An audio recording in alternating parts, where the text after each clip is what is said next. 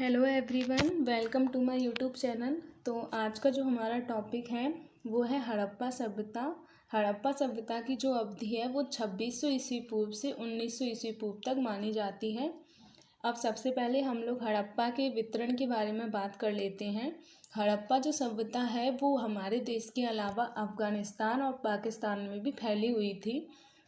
अफ़गानिस्तान में जो प्रमुख साइट्स हैं वो हैं बद्र खसां, यहाँ पे लाजमत मणि, इसके अलावा सोर्तगोई और मुंडीगफ, ये अफ़गानिस्तान की प्रमुख साइट्स हैं। इसके बाद पाकिस्तान का जो सिंधु नदी वाला एरिया है वहाँ पे मोहनजोदड़ो, चान्हो दड़ो, कोट दीजी, ये प्रमुख साइट्स हैं। इसके बाद पश्चिमी पंजाब और फिर बलूचिस्तान का मेहरगढ़ वाला एरिया। इसके बाद जो टेरिटोरियल एरिया है वहाँ पे सुतका जैंदोर और सुतका कोह प्रमुख साइट्स हैं। अब हम लोग इंडिया में साइट्स की बात कर लेते हैं। तो इंडिया में जो है पंजाब का रोपण वाला एरिया, राजस्थान का कालीबंगा वाला एरिया, गुजरात के कच्छ में धौलावीरा, इसके बाद जो काठियावाड़ में लोथल, रंगपुर, प्रभासपट्टनम, ये प्रमुख साइट्स हैं। इसके बाद हरियाणा में राखीगढ़ी और बनावली प्रमुख साइट्स हैं। इसके बाद महाराष्ट्र में दैमाबाद, जम्मू कश्मीर में मांदा और उत्तर प्रदेश में आलमगीरपुर, ये प्रमुख साइट्स हैं। ये हम मैप में देख लेते हैं कि कौन कौन सी प्रमुख साइट्स हैं। तो यहाँ पे हो गया जैसे कि लोथल और रंगपुर, इसके बाद यहाँ पे धौलावीरा हो गया और सुतकोदा हो गया।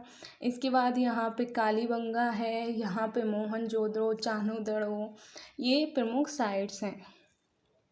अब हम लोग हड़प्पा सभ्यता के उदय के बारे में बात कर लेते हैं। तो हड़प्पा का जो उदय है उसकी शुरुआत सबसे पहले 1920 में दयाराम साहनी ने इसके उत्खनन का कार्य शुरू किया था। इसके एक साल बाद ही 1921 में आर.डी. बनर्जी ने मोहनजोदड़ो के उत्खनन का कार्य शुरू किया था। जो हड़प्पा की जो खोज की औपचारिक घोषणा है वो चार्ल्स मैनन, एक इतिहासकार थे, जब वो हड़प्पा के टीलों के पास भ्रमण कर रहे थे तो उन्होंने यह महसूस किया कि यह एक कोई महत्वपूर्ण जगह है। इसके 100 सालों बाद जो उनके एक डायरेक्टर जनरल थे ASI, उन्होंने 1924 में हड़प्पा की खोज के लिए औपचारिक घोषणा की।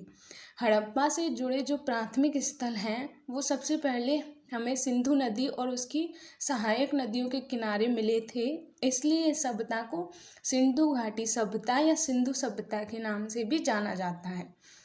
पहले यह मान्यता प्रचलित थी कि जो मेसोपोटामिया सभ्यता है जो हड़प्पा के टाइम की ही सभ्यता है, तो ऐसा मानते थे कि मेसोपोटामिया के लोगों ने ही शायद हड़प्पा सभ्यता का भी विकास किया होगा। लेकिन बाद में जब और शोध हुए तो उससे यह धारणा उनकी खंडित हो गई, क्योंकि दोनों के जो मेसोपोटामिया और हड़प्पा सभ्यता के जो नगर नियोजन और लिपि दोनों में बहुत अंतर देखने को मिला। इससे फिर बाद में यह माना जाने लगा कि मेसोपोटामिया के लोगों ने हड़प्पा की सभ्यता की विकास नहीं किया था। हड़प्पा का जो उदय को स्थानीय ताम्रपाषाणिक संस्कृतियों के विकास का भी परिमाण माना जाता है, क्योंकि इसी टाइम पे ताम्रपाषाण संस्कृतियों का भी उदय हो चुका था। और ऐसा भी माना जाता है कि जो मेसोपोटामिया के लोगों के साथ व्यापार करने से शायद हड़प्पा का और अधिक विकास हो गया होगा। अब हम लोग हड़प्पा की राजनीति के बारे में जान लेते हैं। तो इसके बारे में हमें कोई प्रमाणिक तथ्य तो नहीं मिलते हैं, लेकिन साक्ष्यों के आधार पर ऐसा माना जा सकता है कि वहाँ पे केंद्रीय प्रशासन या नगर प्रशासन में व्यापारियों की महत्वपूर्ण भूमिका है। इससे यह अनुमान लगाया जाता है कि वहाँ पे शायद राजनीति सक्रिय रही होगी, क्योंकि जो हड़प्पा एक शहरीकरण के लिए प्रसिद्ध है, तो बिना किसी नगर प्रशासन के शहरीकरण का इतना विकास होना संभव ही नहीं था। तो इसके आधार पर यह अनुमान लगाया गया है कि शायद वहाँ पे कोई केंद्रीय प्रशासन भी या राजनीतिक व्यवस्था भी रही होगी। हड़प्पा की जो लिपि को बुस्ट्रोफोडन कहते हैं। यह भाव चित्रात्मक होती है, मतलब इसमें चित्र का उपयोग ज़्यादा किया जाता है, और यह दाएं से बाएं तथा बाएं से दाएं की ओर लिखी जाती थी। मोहरों एवं बर्तनों पर लिपि के साक्ष्य मिले हैं। इसके अलावा धौलावीरा में एक विस्तृत साइन बोर्ड भी मिला है। इसके बाद अब हम लोग हड़प्पा की अर्थव्यवस्था के बारे में बात कर लेते हैं। तो सबसे पहले हम कृषि के बारे में बात करें अगर, तो लोथल से चावल, हड़प्पा से गेहूं और जौ, बनावली से जौ, इसके अलावा कालीबंगा से जुते हुए खेत या हल के भी प्रमाण मिले हैं। तो इसके आधार पर हमने यह अनुमान लगाया है कि वहाँ पे कृषि की जाती होगी। लेकिन सिंचाई के लिए कोई प्रमुख जल व्यवस्था की जानकारी हमें नहीं मिलती है। ऐसा माना जाता है कि ये लोग सिंचाई के लिए बाढ़ या प्रकृति पर ही निर्भर रहते होंगे। लेकिन धौलावीरा जो है वहाँ से एक विकसित जल प्रबंधन व्यवस्था के प्रमाण मिले हैं। इसके बाद अगर हम पशुपालन की बात करें तो पशुपालन के कोई स्पष्ट प्रमाण तो नहीं मिले हैं, लेकिन जो पशुओं की मूर्तियां हैं या मोहरें जो हैं, मोहरों पे भी पशुओं के चित्र बने हुए हैं। इसके अलावा बर्तनों पर भी पशुओं के चित्र बने हुए हैं। इसके अलावा उनकी कुछ हड्डियां भी मिली हैं। तो इसके आधार पर यह अनुमान लगाया गया है कि शायद इन लोगों को पशुओं का ज्ञान होगा। मिट्टी की मूर्तियों में जो है वो कुबड़ वाले बैल की मूर्तियां सर्वाधिक मिली हैं। इसके अलावा एक और जो इंटरेस्टिंग बात यह है कि आज हम लोग गाय की इतनी पूजा करते हैं, लेकिन हड़प्पा के टाइम पे गाय का अंकन कहीं भी नहीं किया गया है। इसके अलावा घोड़ों से उनका परिचय था या नहीं, इसको लेके विवाद है। मतलब कोई स्पष्ट जानकारी नहीं मिलती है कि वो लोग घोड़े से परिचित थे या फिर नहीं थे। अब हम अगर शिल्प की बात करें तो तांबा, कांसा, चांदी, सोना इत्यादि से विभिन्न प्रकार के उपकरण, हथियार, आभूषण इत्यादि के प्रमाण मिले हैं। लेकिन इन लोगों को लोहे का ज्ञान नहीं था शायद, इसलिए लोहे के एक भी प्रमाण नहीं मिले हैं। लोथल एवं मोहनजोदड़ो से हाथीदांत से निर्मित वस्तुओं के भी प्रमाण मिले हैं। इसके अलावा लोथल एवं चान्होदरों से बड़ी संख्या में सेल खड़ी से निर्मित मनकों के भी साक्ष्य मिले हैं। काले एवं लाल रंग से चित्रित बड़ी संख्या में मिट्टी के बर्तन के प्रमाण भी मिले हैं। पकी ईंटों का व्यापक प्रचलन भी था। मिट्टी की मूर्तियां इत्यादि प्रमुख शिल्प थे। अधिकांशतः सेल खड़ी से निर्मित मोहरों के भी साक्ष्य मिले हैं। मोहनजोदड़ो एवं कुछ अन्य स्थलों से सूती वस्त्रों के भी प्रमाण मिले हैं। तो इन सब के आधार पर हम यह कह सकते हैं कि हड़प्पा सभ्यता में शिल्प का भी अत्यधिक विकास हुआ था। वहाँ पे हर तरीके के शिल्प का काम देखने को मिल जाता है। अब अगर हम व्यापार के बारे में बात करें तो उस टाइम पे व्यापार आंतरिक भी होता था और बाह्य व्यापार भी होता था। आंतरिक व्यापार जैसे हड़प्पा के जो अलग अलग शहर हैं उनमें व्यापार होता था, और अगर बाह्य व्यापार की बात करें तो मेसोपोटामिया और मिस्र की सभ्यता है जो हड़प्पा सभ्यता के ही समकालीन सभ्यताएं मानी जाती हैं, उनसे भी हड़प्पा का अच्छा व्यापार देखने को मिलता है। तो जैसे हम अगर आंतरिक व्यापार की बात करें तो तांबे की आपूर्ति राजस्थान के अन्य शहरों को की जाती होगी। इसी प्रकार मेसोपोटामिया की जो कुछ वस्तुएं हैं वो हड़प्पाई शहरों से मिली हैं, जबकि हड़प्पा की कुछ वस्तुएं हैं जो मेसोपोटामिया के शहरों से मिली हैं। इससे हम यह अनुमान लगा सकते हैं कि हड़प्पा और मेसोपोटामिया के बीच व्यापार होता होगा। इसके अलावा मेसोपोटामिया के एक लेख में भी हड़प्पा से व्यापार का उल्लेख मिलता है। अब हम लोग सिक्कों के बारे में बात करें तो हड़प्पा के स्थलों से सिक्कों के प्रमाण नहीं मिले हैं। मोहरों के प्रमाण कुछ देखने को मिले हैं, लेकिन सिक्कों के कोई स्पष्ट प्रमाण नहीं मिले हैं। शायद उस समय पे वस्तु विनिमय प्रणाली प्रचलित रही होगी। लेकिन इसके अलावा नौ परिवहन, इक्का गाड़ी, बैलगाड़ी इत्यादि के प्रमाण मिलते हैं। जैसे दैमाबाद से कांसे की बनी हुई एक इक्का गाड़ी मिली है। इसके अलावा लोथल से पकी ईंटों से बनी विशाल डॉकयार्ड का भी प्रमाण मिला है। तो हम यह कह सकते हैं कि अगर उस टाइम पे जो है व्यापार होता था, नौ परिवहन होता था, ये सब गाड़ियाँ वगैरह प्रचलित थी, तो फिर वो लोग कैसे व्यापार करते होंगे। वस्तु विनिमय प्रणाली से ये कैसे संभव होता होगा कि वो दूसरे देशों के भी साथ व्यापार कर सकें। इसके अलावा परिवहन की भी सुविधा उपलब्ध थी। तो इसके हमें कोई स्पष्ट प्रमाण नहीं मिलते हैं कि उस टाइम पर सिक्कों का प्रचलन था या फिर नहीं था। अब अगर हम हड़प्पा के शहरों की बात करें तो हड़प्पा सभ्यता भारतीय उपमहाद्वीप में प्रथम शहरीकरण माना जाता है। इसे कांस्ययुगीन शहरीकरण भी कहते हैं। अब हड़प्पा को शहरीकरण क्यों कहते हैं? क्योंकि जो भी एक शहरी सभ्यता के लिए प्रमुख चीज़ें होती हैं वो सब कुछ हड़प्पा में मिलती हैं। जैसे कि एक नियोजित नगर प्रणाली भी थी, नियोजित मकानों का निर्माण था, इसके अलावा शासक और शासित वर्गों के भी प्रमाण मिलते हैं। इसके अलावा सड़कें एक नियोजित क्रम में बनी हुई थी। तो ये सब साक्ष्य हमें हड़प्पा में मिलते हैं, इसीलिए हम हड़प्पा को शहरीकरण सभ्यता भी कहते हैं और इसे प्रथम शहरीकरण माना जाता है। अब हम लोग अगर हड़प्पा के समाज के बारे में बात करें तो उस समय जो है विभिन्न वर्गों की उपस्थिति के भी प्रमाण मिलते हैं। जैसे शासक और शासित, कारीगर, व्यापारी, श्रमिक इत्यादि। मतलब जितने भी जो प्रमुख वर्ग होते हैं एक समाज में वो सब उस टाइम पे उपस्थित थे। इन सब के प्रमाण मिले हैं। प्रमाणों के आधार पर भेदभाव का भी अनुमान लगाया गया है। अब हर समाज में भेदभाव तो होता ही है, तो उस टाइम पे भी हमें भेदभाव के प्रमाण मिल जाते हैं। जैसे कि मकानों की बनावट में अंतर। मतलब क्या है इसका?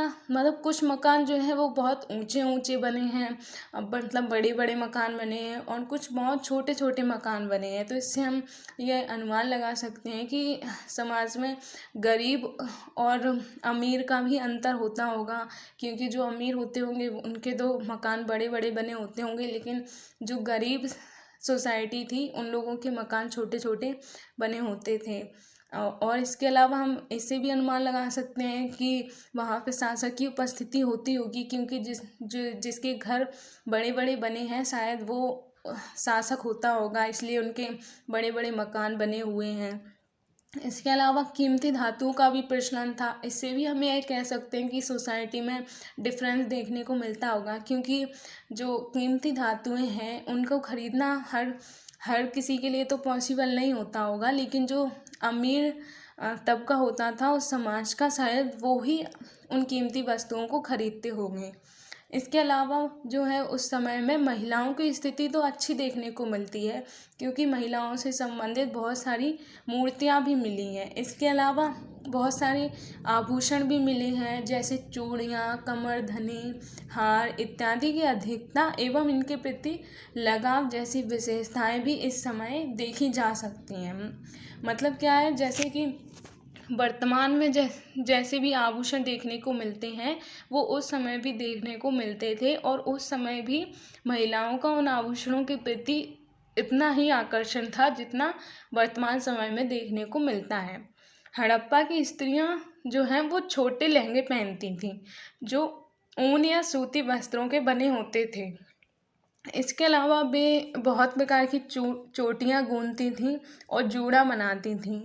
और हड़प्पा के जो पुरुष हैं वो धोती नुमा वस्त्र पहनते थे। इसके अलावा उनके कमर के ऊपर जो है वो शाल लपेटे रहते थे। हड़प्पा के स्थलों से टेराकोटा के बने बहुत सारे खिलौने भी मिले हैं, जिनमें गेंद, चक्की सहित गाड़ियाँ अथवा पहियों पर बैठे जंतु, सीटियाँ, झुनझुने इत्यादि प्रमुख हैं। मतलब हमें उस टाइम जो भी मूर्तियाँ मिली हैं उनके आधार पर ही हम यह अनुमान लगा सकते हैं कि शायद उस टाइम पे खिलौने और जो भी प्रचलित रहे होंगे। इसके अलावा महिलाओं की जो भी हमें मूर्तियाँ मिली हैं उनके आधार पर ही हम यह अनुमान लगा रहे हैं कि महिलाओं में आभूषणों के प्रति आकर्षण रहा होगा और उनकी स्थिति भी अच्छी रही होगी। लेकिन कभी कभी क्या है, जो आभूषण सिर्फ महिलाएं ही नहीं पहनती थी, पुरुष भी पहनते थे। तो उनके बहुत से जो सब मिले हैं उनमें अंतर करना मुश्किल हो गया है कि यह सब स्त्री का है या पुरुष का, क्योंकि दोनों में ही आभूषण रहते थे। तो अब हम आगे बढ़ते हैं। अब हम देख लेते हैं कि जो उस टाइम पे वो लोग खाना किस टाइप का खाते थे। तो दोनों प्रकार के लोग वहाँ पे देखने को मिलते हैं, शाकाहारी भी होते थे और मांसाहारी भी होते थे। इसके अलावा मनोरंजन के लिए भी उनके पास बहुत सारे साधन उपलब्ध थे, जैसे कि ढोल, बीड़ा इत्यादि के प्रमाण। इसके अलावा संगीत का भी प्रचलन था। पक्की ईंटों के बने मकान शहरों में बेहतर आवासीय जीवन का भी संकेत मिलता है। तो इससे हम अनुमान लगा सकते हैं कि शायद उस टाइम की जो समाज व्यवस्था थी वो एक बेहतर सोसाइटी थी, क्योंकि वहाँ पे सभी प्रकार के मनोरंजन के साधन, संगीत, पक्की ईंटों के मकान और शहरों में बेहतर आवासीय जीवन सबके संकेत मिलते हैं। इसके अलावा जो है हमें वहाँ पे नियोजित मकान, नियोजित सड़कें, नियोजित मतलब कह सकते हैं कि एक क्रम में सड़कें बनी हुई थी, एक क्रम में मकान बने हुए थे, जैसे हमें आजकल के शहरों में देखने को मिलते हैं। इसके अलावा धातुओं को गलाने की कला भी वो लोग जानते थे अच्छे तरीके से, और उन धातुओं को गला के वो लोग बहुत तरीके के वस्त्र, हथियार इत्यादि बनाते थे। इसके अलावा एक आकार की ईंटों का निर्माण, मतलब जो ईंटें हैं वो एकदम फिक्स, जैसी आज के समय में ईंटें बनाई जाती हैं, एक ही आकार की ईंटें, इस तरह की ईंटों के भी हमें प्रमाण मिले हैं। इसके अलावा उन लोगों को माप तौल की भी वस्तुओं का ज्ञान था। यह किसी न किसी वैज्ञानिक शिक्षा के ही संकेत हैं। मतलब ये जो भी इतनी सारी चीज़ें हमें देखने को मिल रही हैं कि एक क्रम में मकान बने हैं, एक क्रम में सड़कें बनी हैं, धातुओं को गलाने की कला जो हमें बहुत बाद में हम ज्ञात हुई, वो उस टाइम पे भी इन लोगों को ज्ञात थी।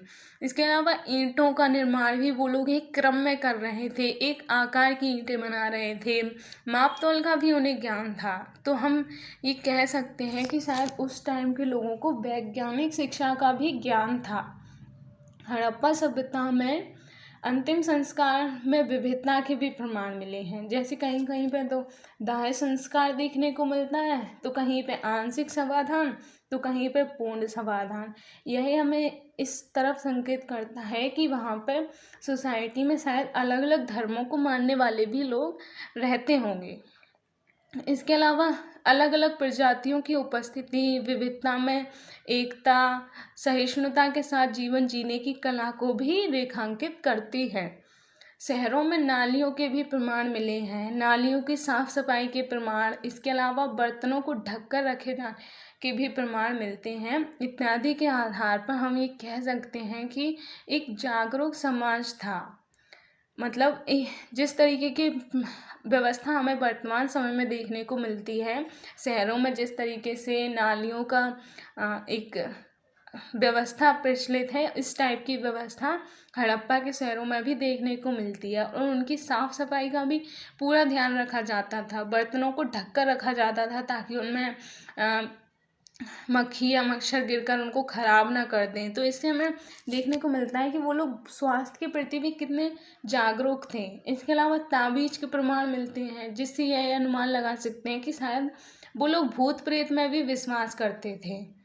इसके अलावा वे लोग माप तौल की कला से भी परिचित थे बहुत अच्छे तरीके से। मापन हेतु मोटे तौर पर 16 या उसके गुणा का उपयोग किया जाता था, जैसे 16, 64, 160 इत्यादि। यह जो आधुनिक भारत में भी हम लोग 16 आने को 1 रुपए के बराबर मानते हैं, तो ये प्रथा उस टाइम पे भी प्रचलित थी। तो हम देख सकते हैं कि वर्तमान में भी हम जितना विकास देख रहे हैं वो सब विकास हड़प्पा सभ्यता में भी देखने को मिलता है। ये हड़प्पा के कुछ प्रमुख वस्त्र आभूषण आप देख सकते हैं। ये इस तरीके के आभूषण थे जो स्त्रियां पहनती थीं। इसके अलावा ये मिट्टी के खिलौने देखने को मिल रहे हैं। ये कुछ मोहरों के चित्र हैं, तो ये आप लोग देख सकते हैं। अब हम लोग हड़प्पा की कला के बारे में बात कर लेते हैं। तो सबसे पहले हम लोग कला में नगर नियोजन के बारे में बात करेंगे। जैसा कि मैंने आपको बताया कि हड़प्पा जो सभ्यता है वो अपने शहरीकरण के लिए प्रसिद्ध है। तो शहरीकरण के लिए प्रसिद्ध इसीलिए है क्योंकि वहाँ का जो नगर नियोजन है वो बहुत ही बेहतर नगर नियोजन था, जैसा कि वर्तमान समय में भी हमें देखने को मिलता है।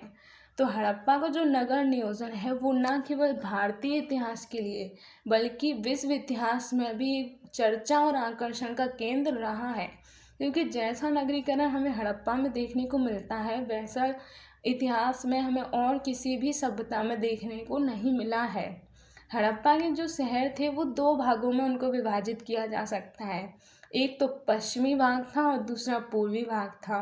हाँ, लेकिन इसके कुछ अपवाद भी हैं, जैसे धोलावीरा को 3 भागों में बांटा गया है, जबकि लोथल और कालीबंगा के विभाजन के प्रमाण नहीं मिलते हैं। हम कह सकते हैं शायद धोलावीरा को इसलिए 3 भागों में बांटा गया होगा कि शायद वो थोड़ा बड़ा एरिया होगा, तो उसको 3 भागों में बांट दिया होगा, जबकि लोथल और कालीबंगा छोटे छोटे एरिया होंगे, तो उन्हें इसलिए उनका विभाजन नहीं किया होगा।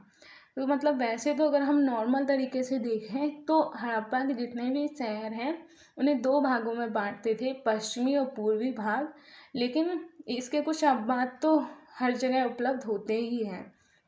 अगर हम पश्चिमी भाग की बात करें तो वो पूर्वी भाग की तुलना में थोड़ा अधिक ऊंचा होता था और वहाँ पे किलेबंदी भी की जाती थी। इसके साथ साथ इनके भीतर बड़ी संख्या में इमारतों के भी प्रमाण मिले हैं, जैसे मोहनजोदड़ो से सार्वजनिक स्नानागार, अन्नागार एवं सभागार के भी प्रमाण मिले हैं। मतलब जो है पश्चिमी भाग जो है वो ज़्यादा ऊंचाई पे बनाया जाता था और किले वगैरह भी वहीं पर विकसित किए गए हैं ज़्यादातर, और वहाँ पर बहुत सारी इमारतों के भी प्रमाण मिले हैं। जैसा कि इसमें बताया कि मोहनजोदड़ो से स्नानागार, जो मोहनजोदड़ो का स्नानागार है वो हड़प्पा का एक प्रसिद्ध स्नानागार है। सबसे बड़ा स्नानागार अगर कहीं पर हमें देखने को मिलता है तो वो मोहनजोदड़ो का ही स्नानागार है। इसके अलावा मोहनजोदड़ो में अन्न यानी कि जो खाद्य भंडार है उसके भंडारण के लिए भी हमें वहाँ पर व्यवस्था देखने को मिलती है।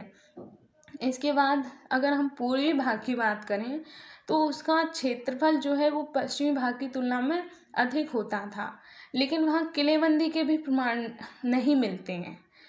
इसका एक अपवाद है कालीबंगा, जहाँ पूर्वी भाग में भी किलेबंदी की गई है। मतलब ज़्यादातर शहरों में अगर हम देखें तो पश्चिमी भाग में ही किलेबंदी की जाती थी, पूर्वी भाग में नहीं। लेकिन कालीबंगा एक ऐसा उदाहरण है जहाँ पे पूर्वी भाग में भी किलेबंदी की गई है। हड़प्पा के जो सड़कों के जो हमें प्रमाण मिले हैं वो एकदम नियोजित सड़कें थीं, जैसा कि मैंने अभी थोड़ी देर पहले भी बताया कि हड़प्पा के मकान भी एक नियोजित क्रम में बने हुए थे, एकदम क्रम से मकान बने हुए थे। इसके अलावा वहाँ की जो सड़कें थीं वो भी क्रम से बनी हुई थी, जैसे कि हमें वर्तमान समय में सड़कें देखने को मिलती हैं, बिल्कुल उसी तरीके की सड़कें एक दूसरे को बिल्कुल बराबर कोण पर काटती थीं तथा नगर को आयताकार खंडों में विभाजित करती थी। ऐसी शहरीकरण व्यवस्था हमें वर्तमान में भी देखने को मिल जाती है। जैसे वर्तमान में भी जो जो जहाँ पे सड़कें जो हैं एक दूसरे को काटती थी वहाँ पे चौराहे होते हैं। इसी तरीके के हमें हड़प्पा में भी प्रमाण देखने को मिल जाते हैं।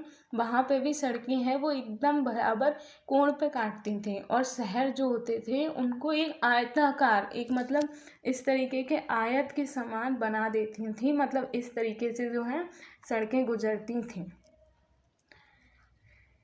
इसके बाद हम आगे देखते हैं कि जो शहरों में वो है मकान भी क्रम में बने हुए थे, जैसा कि मैं अभी आपको बताती ही आ रही हूँ कि जिस तरीके से वर्तमान में हमें एकदम लाइन से मकान देखने को मिल जाते हैं, ऐसी ही व्यवस्था हमें हड़प्पा के टाइम पर भी देखने को मिलती है। इसके अलावा हड़प्पा की जो ईंटें हैं उनमें पक्की ईंटों का भी प्रयोग किया गया है तथा ईंटों का आकार सभी शहरों में एक जैसा है। मतलब सिर्फ ऐसा नहीं है कि एक शहर में एक आकार की ईंटें हों, जितने भी हड़प्पा के शहर थे प्रमुख उन सब में एक जैसे आकार की ईंटें देखने को मिलती हैं। इससे हमें व्यापार के भी संकेत मिलते हैं कि शायद कोई एक होगा जो ईंटें बनाता होगा, उसी से दूसरे शहरों को भी वो ईंटें व्यापार कर दी जाती होंगी। हड़प्पा की अगर हम बात करें मकान में रसोई घर, स्नान घर, नालियों की प्रॉपर व्यवस्था, इन सब के भी साक्ष्य मिलते हैं और नालियों की साफ सफाई और उनको ढक कर रखे जाने के भी प्रमाण मिलते हैं। मतलब हम जैसे वर्तमान में देखते हैं मकान, उसी तरीके से उस टाइम पे भी मकान के नक्शे होते थे। उनमें कमरे अलग से होते थे और स्नान घर मतलब बाथरूम जैसी आज हमें अलग देखने को मिलती हैं, वैसे उस टाइम के मकानों में भी देखने को मिल जाती हैं। इसके अलावा उस टाइम पे जो रसोई घर भी होते थे अलग से। तो हम देख सकते हैं कि हड़प्पा सभ्यता जो है वो एक कितनी ही विकसित सभ्यता है और इसके अलावा हड़प्पा के शहरों की नियोजन व्यवस्था से यही अनुमान लगाया जा सकता है कि यह एक विकसित नगर प्रशासन के बिना संभव नहीं होगा। जैसा कि अभी मैंने बताया कुछ देर पहले कि जो हड़प्पा में एक केंद्रीय नगर प्रशासन के प्रमाण नहीं मिलते हैं, लेकिन अनुमान लगाया गया है। तो वो अनुमान इसी से लगाया गया है कि जब वहाँ पे एक शहर इतने नियोजित क्रम में बने हुए थे, हर तरीके की वहाँ पे नियोजन व्यवस्था थी, सड़कें एकदम क्रम से बनी हुई थी, मकान भी एकदम क्रम से बने हुए थे, तो ऐसा तो हो नहीं सकता है कि वहाँ पे कोई प्रशासन ना हो। जैसा वर्तमान में भी जो नगर प्रशासन ही है वो ही सारे कार्य संभालता है, सड़कें वगैरह कहाँ कैसी बनेंगी वो सबका देखभाल नगर प्रशासन का ही दायित्व होता है। तो उस टाइम पे भी नगर प्रशासन रहा होगा। हम ये सब अनुमान ही इसलिए लगा रहे हैं क्योंकि हमें वहाँ पे कुछ स्पष्ट प्रमाण तो मिले नहीं हैं, बस हम जो भी वहाँ पे प्रमाण या स्रोत मिले हैं उनके आधार पर हम अनुमान लगा सकते हैं कि शायद ऐसा रहा होगा। ये हम लोग देख लेते हैं, ये प्रसिद्ध स्नानागार है। इसके अलावा ये मोहनजोदड़ो का सड़क है एक, जो एकदम नियोजित क्रम में बनी हुई है। ये मोहनजोदड़ो का स्नानागार है। इसके अलावा मैंने जो बताया था कि पश्चिमी भाग में किलेबंदी की जाती थी, तो वो इस तरीके की किलेबंदी की जाती थी। अब हम लोग अगर मूर्ति कला के बारे में बात करें तो हड़प्पा के शहरों से पत्थर और मिट्टी की मूर्तियों के प्रमाण मिले हैं। इनमें पत्थर की मूर्तियाँ ज़्यादा मिली हैं, जिनमें पुरुषों की मूर्तियों से ज़्यादा स्त्रियों की मूर्तियाँ देखने को मिलती हैं। स्त्रियों और पुरुषों की मूर्तियों के अलावा जीव जंतु, पशु पक्षी और खिलौने, इसके अलावा घरेलू उपकरण इत्यादि से ही संबंधित मूर्तियाँ देखने को मिल जाती हैं। इन मूर्तियों का उद्देश्य क्या रहा होगा इसके तो हमें कुछ स्पष्ट प्रमाण नहीं मिले हैं, लेकिन शायद मनोरंजन या धार्मिक उद्देश्य से ये मूर्तियाँ बनाई जाती होंगी। लेकिन इन मूर्तियों का जो सर्वाधिक महत्व है वो इनमें है कि इन मूर्तियों के सहारे हमें उस समाज के लोगों के विचार किस टाइप के थे वो समझने में बहुत मदद मिल जाती है। इसके अलावा हड़प्पा की एक मूर्ति में स्त्री के गर्भ से पेड़ को उगते हुए दिखाया गया है, जो इस बात को प्रतीक करता है कि हड़प्पा के जो लोग हैं वो शायद धरती माता की पूजा करते होंगे। मतलब क्या है, वो पृथ्वी से, जिस तरीके से पृथ्वी हमारी माता है और उसके ऊपर ही हम सब लोग रहते हैं, तो वो लोग इस मूर्ति से इसी ओर संकेत कर रहे हैं कि वो पृथ्वी को देवी के रूप में पूजा करते थे। इसके अलावा मोहनजोदड़ो जो हड़प्पा की प्रमुख साइट है, वहाँ से सर्वाधिक मूर्तियाँ देखने को मिलती हैं। इनमें एक प्रसिद्ध मूर्ति है दाढ़ी युक्त एक व्यक्ति की मूर्ति, जो तिब्बतिया पैटर्न के वस्त्र धारण किए हुए हैं। इसके अलावा पत्थर के साथ साथ धातु की भी मूर्तियाँ मिली हैं जैसे मोहनजोदड़ो से कांसे की एक नर्तकी की मूर्ति मिली है। इसके अलावा दैमाबाद से कांसे की इक्का गाड़ी के प्रमाण मिले हैं। इसके अलावा मूर्तियों में जो सौंदर्य तथा शारीरिक भावों को यथार्थवादी तरीके से अभिव्यक्त किया गया है। मतलब जो मूर्तियाँ इतने सुंदरता से बनाई जाती थी और उनमें एकदम शारीरिक भाव स्पष्ट दिखाई देते थे। मतलब जितने भी हमारे भाव होते हैं, अगर एक नृत्य करते हुए मूर्ति बनाई गई है तो उस नर्तकी के जो भाव होंगे उन भावों को इतने यथार्थवादी तरीके से स्पष्ट किया गया है कि वो उस मूर्ति को देखने से ही साफ साफ समझ में आ जाते हैं। अगर हम तकनीकी दृष्टि से भी देखें तो हमें वहाँ धातु की जो मूर्तियाँ मिली हैं वो द्रव मोम विधि का प्रयोग करके बनाई गई हैं, और ये जो द्रव मोम विधि है वो आज भी प्रचलित है। तो हम कह सकते हैं कि वर्तमान में जो भी हमारे में विकसित तकनीक है या विज्ञान में भी बहुत सारी जो तकनीक है वो उस टाइम पे भी हमें देखने को मिल जाती हैं। ये है जो मैंने अभी कांसे की मूर्ति बताई थी एक नर्तकी की, तो ये वो मूर्ति है। इसके अलावा ये कांसे की इक्का गाड़ी, जो अभी मैंने इक्का गाड़ी के बारे में बताया था, तो वो इक्का गाड़ी इस तरीके की बनी होती थी। ये कांसे की इक्का गाड़ी है।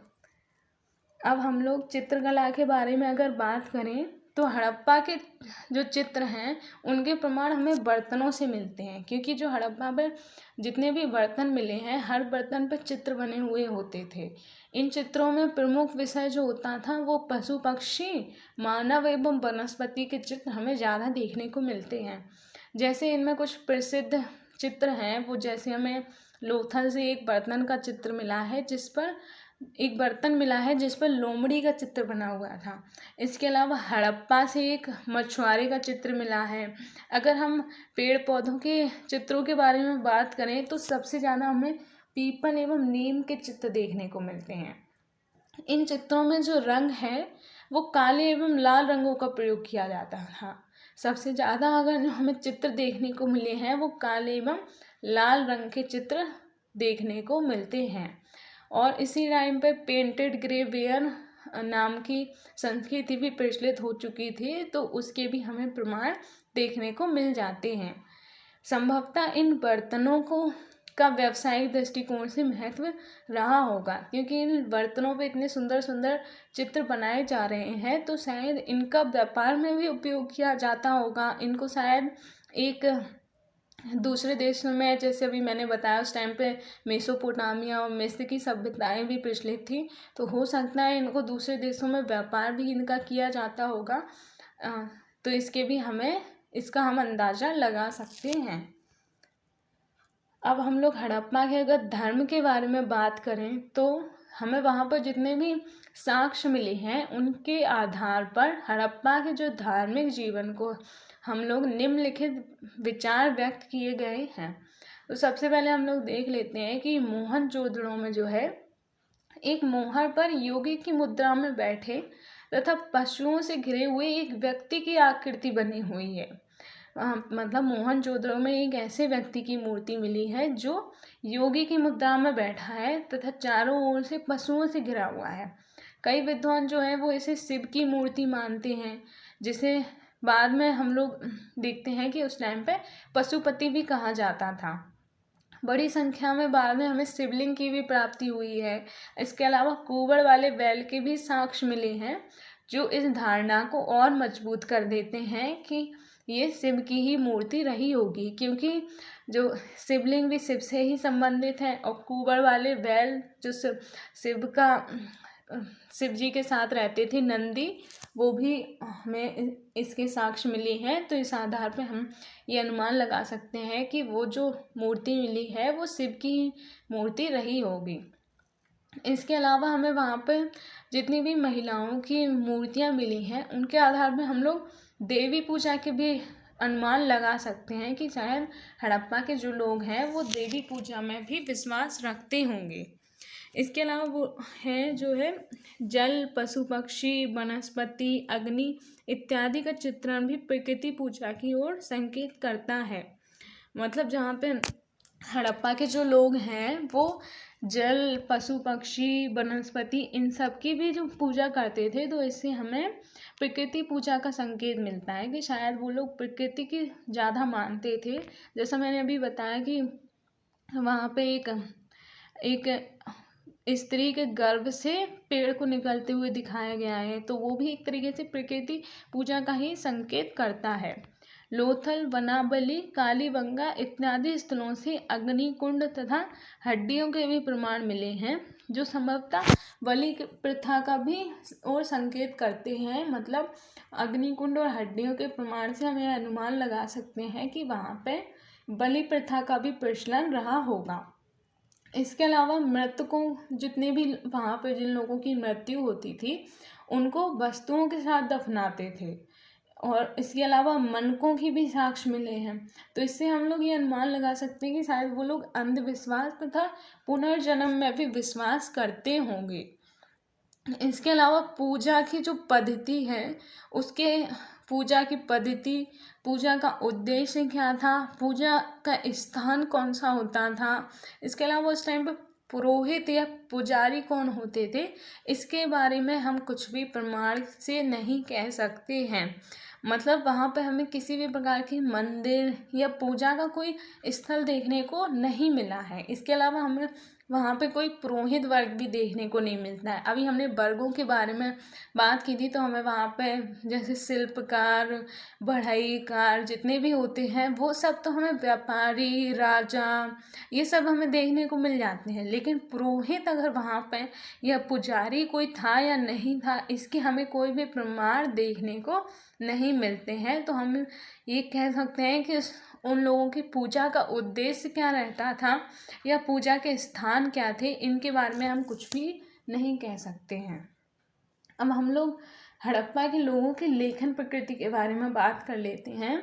तो हड़प्पा सभ्यता के विशाल सांस्कृतिक क्षेत्र में विविध भाषाओं और बोलियों के अस्तित्व में होने की संभावना मिलती है। मतलब हम सिर्फ संभावना कर सकते हैं कि जब इतना एक विकसित सभ्यता थी तो वहाँ पर अवश्य कुछ भाषा और बोलियाँ तो होंगी ही, क्योंकि जब व्यापार होता था, नगरे इतने नियोजित क्रम में बने हुए थे, वहाँ पे हर तरीके की व्यवस्था देखने को मिलती है, तो अवश्य भाषा और बोलियों का भी तो विकास हुआ होगा ना। लेकिन अब तक हड़प्पा की जो लिपि है उसको अभी तक ना तो कोई पढ़ पाया है और ना ही उनकी भाषा को कोई समझ पाया है। इसके अलावा हड़प्पा के जो अभिलेख हैं वो हमें हड़प्पा की मोहरों पर उत्कीर्ण है। ऐसा नहीं है कि वहाँ पर भाषाएं या बोलियाँ प्रचलित नहीं थी, लेकिन हमें जो कुछ एक हड़प्पा लिपि के प्रमाण मिले भी हैं तो उनको अभी तक कोई पढ़ नहीं पाया है कि वो लिपि मतलब किस तरीके की कौन सी लिपि थी और वो उनकी भाषा क्या थी, ये आज तक ना कोई समझ पाया है और ना कोई पढ़ पाया है। कुछ लोगों ने हड़प्पा की जो लिपि है उसकी मेसोपोटामिया और मिस्र जो सभ्यता थी उस टाइम पे, उनसे भी तुलना करने की कोशिश की कि शायद जैसी मेसोपोटामिया और मिस्र की लिपि है शायद हड़प्पा की लिपि भी वैसी ही होगी। लेकिन उनसे भी हमें कोई फ़ायदा देखने को नहीं मिला, क्योंकि उनसे भी हड़प्पा की लिपि है वो पढ़ने में कोई फ़ायदा नहीं हुआ और अभी तक हड़प्पा की लिपि नहीं पढ़ी जा सकी है। इसके अलावा मोहनजोदड़ो से तांबे की एक गोटी पर पशु चिन्हों के साथ लिखावट मौजूद है। मतलब पता नहीं किस टाइप की उनकी लिपि होती थी। वहाँ पे कुछ वो लोग चित्रों के भी उपयोग कर लेते थे, कहीं शब्दों के भी प्रयोग हो जाते थे, कहीं पशु पक्षी इन सब के भी चित्र उनकी लिपि में देखने को मिलते हैं।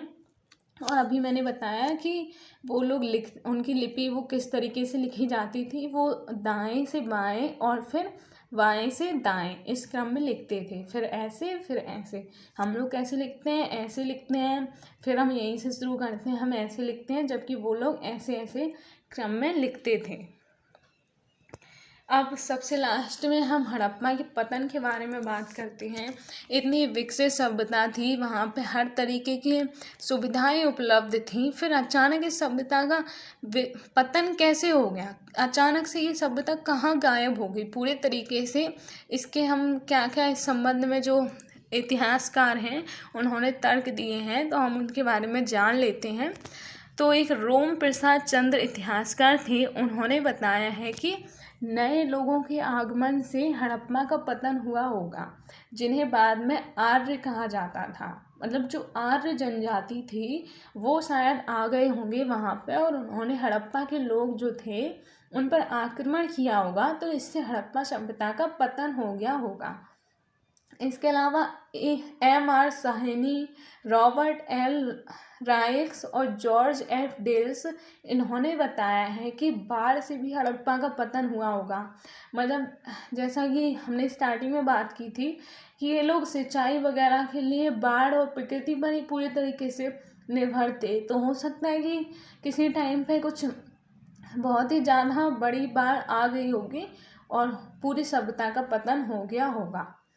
इसके अलावा जो सिंधु नदी थी वहाँ की, वो उसने अपना रास्ता बदल लिया था, जिससे कई नदियाँ सूख गई थी और उनमें पानी की कमी हो गई थी। तो हो सकता है कि हड़प्पा के जो लोग थे उनको मतलब वहाँ पर जो सूखे की कमी आ गई होगी, सूखा पड़ गया होगा और उन लोगों को पानी उपलब्ध नहीं हो पा रहा होगा, तो हो सकता है इससे हड़प्पा का पतन हो गया होगा। इसके अलावा एक और जो तथ्य दिया है कि जो सतलज और यमुना नदियां हैं वो पहले घग्गर में मिलती थीं, लेकिन बाद में जब टेक्टोनिक जो घटनाएं हुई उनके कारण यमुना गंगा में तथा सतलज नदी सिंधु में मिलने लगी, जिससे घग्गर को जो पानी मिलता था वो मिलना बंद हो गया और उसमें पानी की कमी हो गई। तो हो सकता है कि इस कारण हड़प्पा सभ्यता का पतन हो गया होगा। इसके अलावा गुरदीप सिंह भी एक इतिहासकार हैं, इन्होंने सुझाव दिया है कि जो हड़प्पा सभ्यता का पतन है वो शुष्क जलवायु से संबंधित है। इनका कहने का क्या मतलब था कि जो जलवायु जो है वो मतलब बहुत शुष्क हो गई थी, बहुत गर्मी पड़ने लगी थी, तो इस वजह से शायद हड़प्पा का पतन हो गया होगा। तो इससे हम अभी भी अनुमान लगा सकते हैं कि वर्तमान समय में भी जलवायु में जो परिवर्तन हो रहे हैं, इतनी ज़्यादा गर्मी पड़ने लगी है, तो क्या वर्तमान में जो सभ्यता अभी चल रही है इसका भी पतन हो सकता है। एक और हम देख लेते हैं, इन्होंने बताया कि जलवायु और वातावरण में होने वाले परिवर्तनों के कारण भी हड़प्पा सभ्यता का पतन हुआ होगा।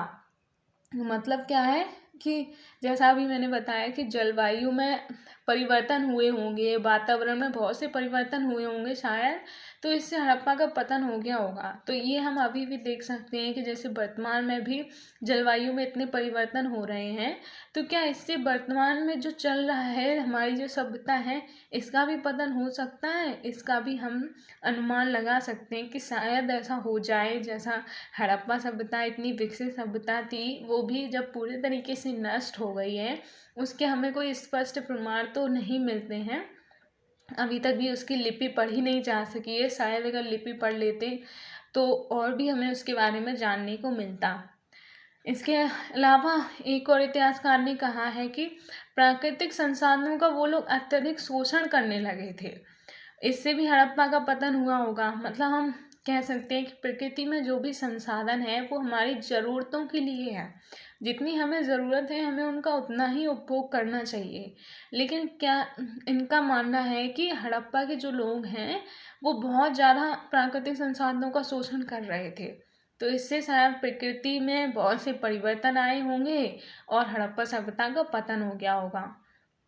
फेयर सर्विस नाम के एक इतिहासकार हैं, इन्होंने अध्ययन किया और बताया कि हड़प्पा सभ्यता का जो पतन है वो वहाँ पर जनसंख्या और मवेशियों के बढ़ते दबाव के कारण हुआ था। इनका कहने का क्या मतलब था कि मतलब बहुत ज़्यादा जनसंख्या बढ़ती जा रही थी।